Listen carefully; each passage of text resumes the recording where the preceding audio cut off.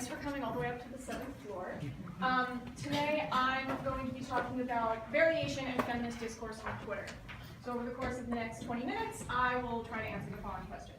First, on Twitter, does the audience and space, I mean space metaphorically here, trigger variation in women's use of features that have been historically associated with gender and power?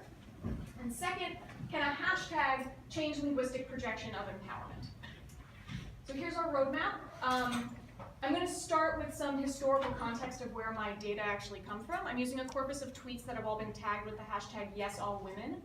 Some of you might be familiar with it, but for those who are not, this came out of the aftermath of a mass shooting near the campus of UC Santa Barbara in May of 2014. A guy named Elliot Rodger shot and killed 6 people and then himself. And following that attack, it became abundantly clear that it was motivated by misogyny. And we know that from a lot of online content that this guy generated about how much he hates women and resents them for the rejection that he suffered his whole life, even though he's such a nice guy, and why don't they see it, and one day they'll all pay, and so on.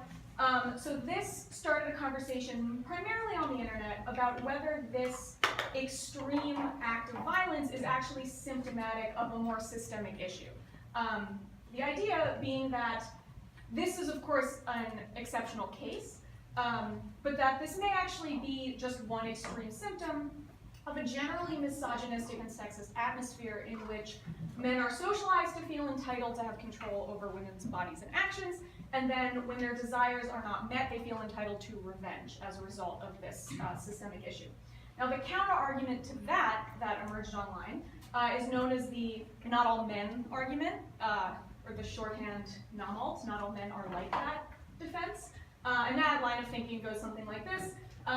Millions of men are socialized similarly, and they don't all turn out to be murderous psychopaths. Therefore, it's not a systemic issue. Don't blame the system, blame the individual. Don't hold all men accountable for the acts of one sick individual. So this not all men refrain becomes kind of a cliche, and then a meme with some pretty great results. It's playing on the idea that if you make a generalization about men, one of them might just like burst through the wall out of nowhere to remind you that, did you know that not everyone with a Y chromosome is a murderer? Don't make generalizations. As if the people having this discussion needed to be reminded of that. So, while this is all going on, something happens on Twitter. And this is all within like a couple of days of the attack. Women on Twitter start playing off of this not all men idea and using the hashtag #YesAllWomen. So this is not the earliest example, but it's one of the earlier ones. Not all men practice violence against women, but yes, all women live with the threat of male violence every single day all over the world. So in other words, we're not trying to generalize about men. We're generalizing about the female experience, not the male behavior.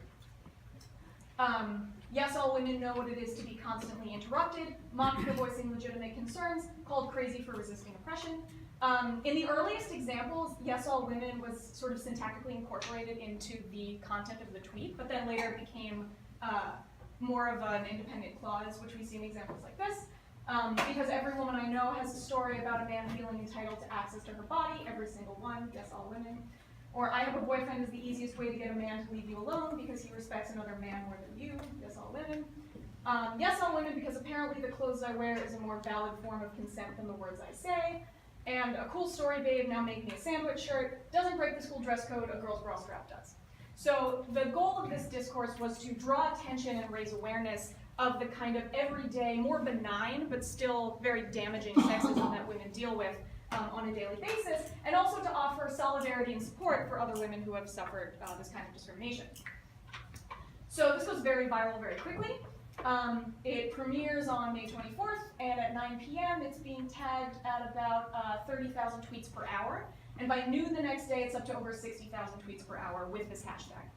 It gets retweeted and retweeted millions of times in something like 48 hours. Now, fortunately for me, an archivist at somewhere in Texas, University of North Texas, I think, collected 2.7 million of these tweets with the #YesAllWomen tag as they were being published. Through a series of loopholes in the Twitter terms of service, I managed to get all of them. Most of them were retweets. So after taking those out, I was left with about 500,000 tweets, authored by about 260 unique Twitter accounts. So I organized them all by author, and then ordered the authors by number of contributions to this corpus of Yes All Women tweets. I took the top 200, so the 200 Twitter accounts with the most representation in this corpus of 500,000 tweets, and I manually inspected their Twitter profiles for evidence of being human rather than an organization or an automated bot, that they self-identified as women, we can talk more about that later if you want, and that they were still active on Twitter. So that left me with 140 certified human females with currently active Twitter accounts. It was pure coincidence that I ended up with 140. It has nothing to do with the character limit on Twitter, don't get me. Okay, so those 140 women produced an average of about 70 Yes All Women tweets each, leaving me, yeah, the whole front row's open. Leaving me with almost 10,000 tweets tagged with Yes All Women, authored by 140 self-identified women about gender equality. So my control corpus, I took that same group of 140 female speakers and I scraped their current Twitter profiles. This would have been in the past 6 to 12 months. And that collected roughly 3,000 of their most recent tweets on anything. I didn't screen for hashtag or subject matter or addressee or anything like that, but I did take out retweets. And that left me with an average of about 1,900 tweets per author, totaling over 270,000 tweets by the same group of 140 women about nothing in particular. All right, so I have all of these great data. What was I actually planning on doing with them? Well, I was reading a lot of the classic language and gender literature from the 70s and 80s about the relationship between linguistic features and gender and power. And that turned out to actually be a very interesting starting point. I was thinking about the stereotypical features of women's language in the Lakoff sense that then kind of got reanalyzed as powerless language, depending on who you're reading, and then started thinking of them in terms of what could be easily identified computationally, so that I wasn't going to manually inspect 270,000 tweets. So I ended up focusing on politeness, profanity, non-standard forms, and hedging.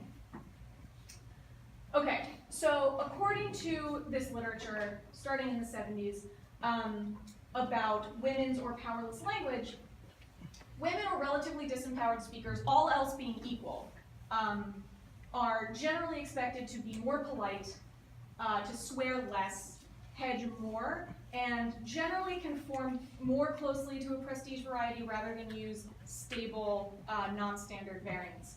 Now, as I'm sure you all know, all of this literature has been problematized and complicated a great deal over the past 30 to 40 years, but the stereotypes still persist, whether they're grounded in reality or not. And you don't actually have to look very hard for evidence of that. So here's an op-ed from just last year by a very prominent female writer in the New York Times about how women say sorry too much and they need to stop, and they're like undermining their own authority and they're doing themselves a disservice, and this is why they don't get more respect in the workplace, because they apologize for things that are not faults. Here's a discussion online about whether it's unladylike for girls to swear, relying, of course, on the idea that profanity is somehow an inherently masculine linguistic feature. This article went kind of viral last year. A very successful female tech executive wrote an article about how women say just too much in its capacity as a hedge. So things like, I was just wondering, or could you just take a look at these spreadsheets, or could I just ask you a quick question, something like that.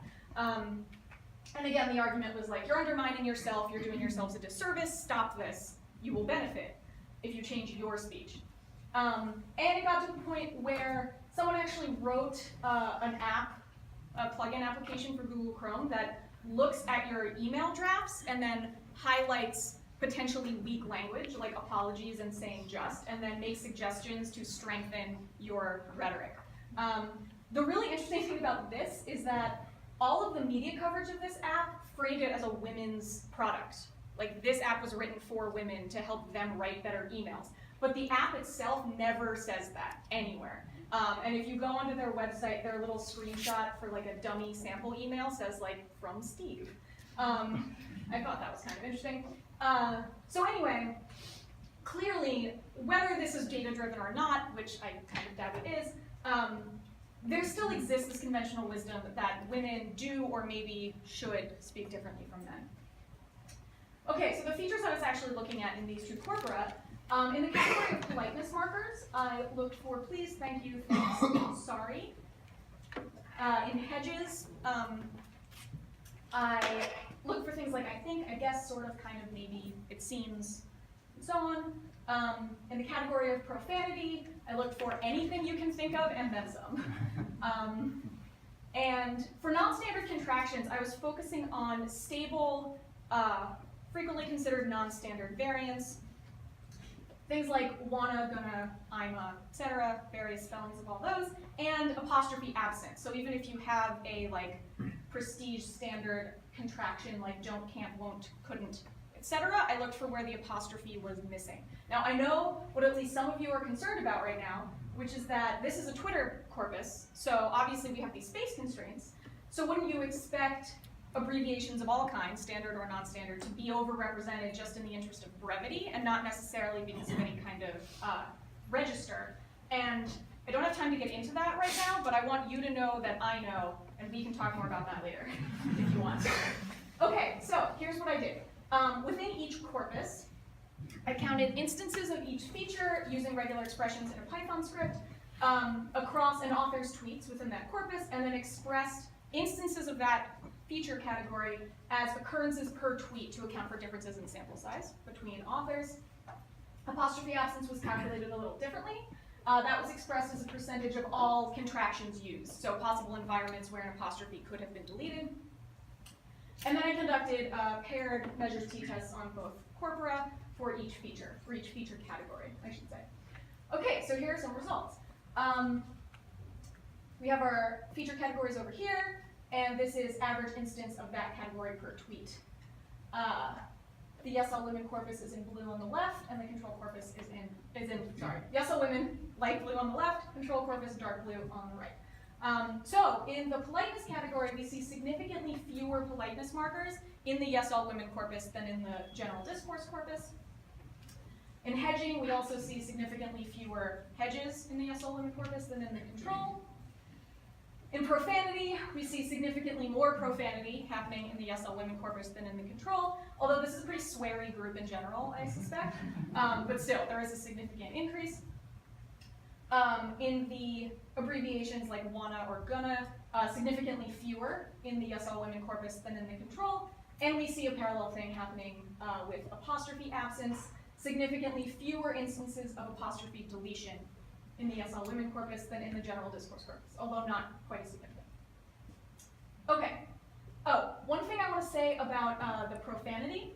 A lot of the profanity cases in the yes all women corpus were double voiced or direct or indirect quoted speech, reported speech.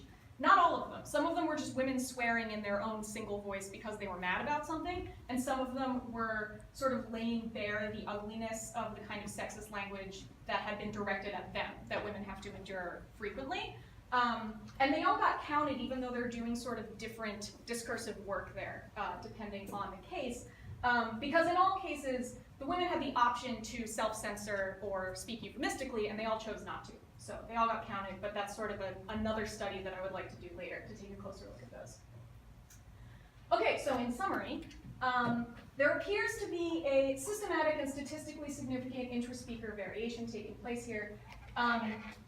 Note specifically, the language in the yes all women corpus appears to be marked by less hedging, less politeness, more profanity, and fewer non-standard forms relative to general discourse among the same population of women. Now, one thing to consider here is whether the audience has anything to do with this kind of variation, and I suspect it does, because many of the tweets suggest that women really are the imagined audience here. That this is a metaphorical space constructed by women, refereed by women, it belongs to women, and it serves to empower women. And we see evidence of that in tweets like this. Damn, I love you guys on this trend. I feel so much better seeing I'm not alone. If even one woman feels relieved to find she is not alone, yes, all women was worth it. And the inspiration for the title of this talk, thanks to the men who only said yes, all women with no commentary, and had the ability to realize this is not their space. Hashtag take back space. I think this is a really beautiful distillation of the idea that this is not for men. All other spaces we inhabit, they belong to men. This one doesn't.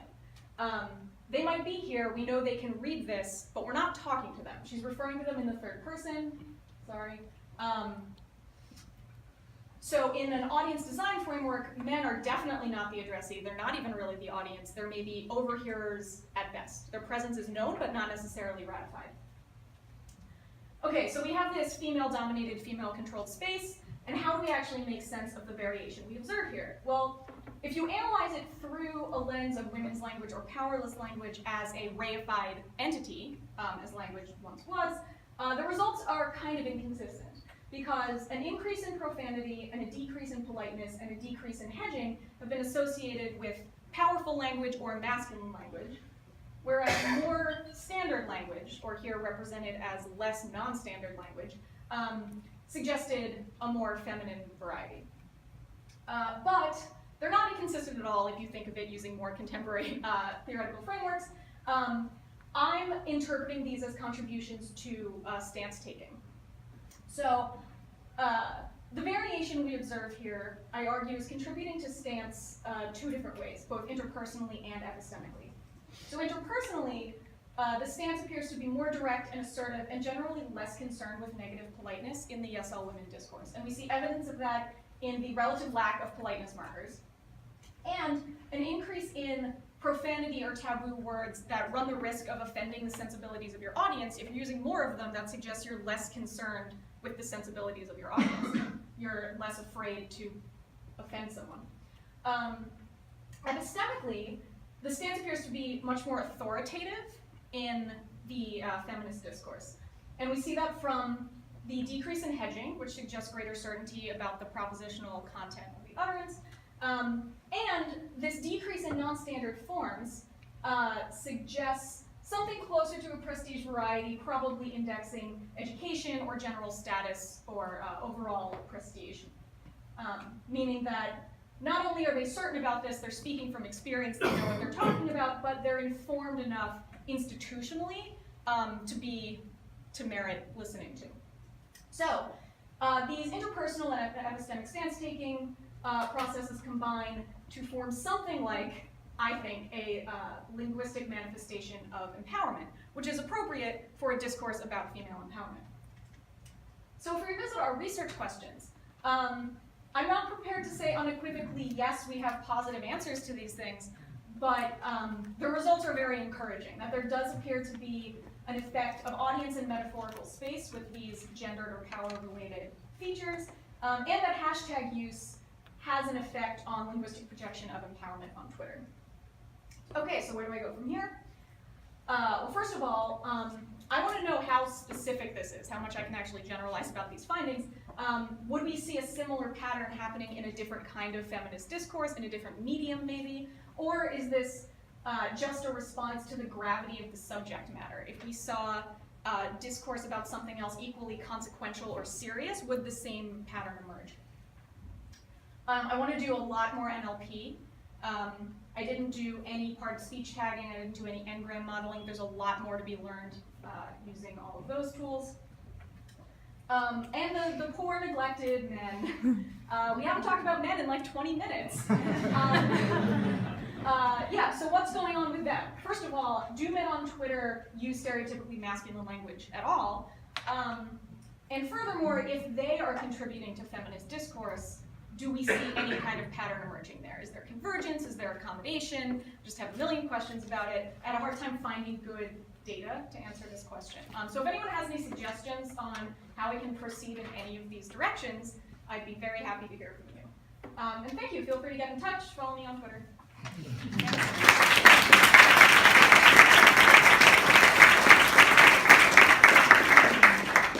All right, we have the full question period, so yeah. Hi. Thank you. This is interesting. I appreciate that you were really careful and critical of the sort of Lakoff model of talking about what women do, while also acknowledging that this is what gets replicated in the public discourse. Mm-hmm. I will say one thing here, which is that these hashtags that have been widely circulated are a very particular type of second wave white. Oh, I know. Feminism. I was waiting for that question. Right. Yeah. Okay. So here it is. Yeah. And in particular, these online spaces, Twitter particularly, has been criticized for being especially hostile to women of color. Yes. And so I don't know if you considered it or looked at it. You had only, I mean, not only, over 100 speakers, right? But in her talk yesterday, Austin she looked at the pictures of the Twitter profiles as a proxy for race, which is also, not necessarily the best way to do it when you've got this kind of data. It's something, a place to start. Yeah. So I don't know if you sort of have considered that or I've considered it. A lot of I didn't have enough speakers for that to be a good proxy. And she acknowledged in her talk, like, on the aggregate it works, but each of my judgments wouldn't necessarily be reliable. With 140, like, you can't rely on that aggregate. Furthermore, a lot of people didn't use pictures of themselves or pictures of any person. A lot of, like, abstract or pictures or cartoons or something. So it was just too, like, methodologically challenging, but I really wanted to bring that in. And I think in future directions I would want to bring in a lot more intersectionality in general, because there's just, like, so many questions there. Yeah. Sorry. Yeah. Well, I mean, I know one way to look at it could be to take a subsample of the famous women, right? And here who have a public profile and look at a difference that way. Yeah, that's a good idea.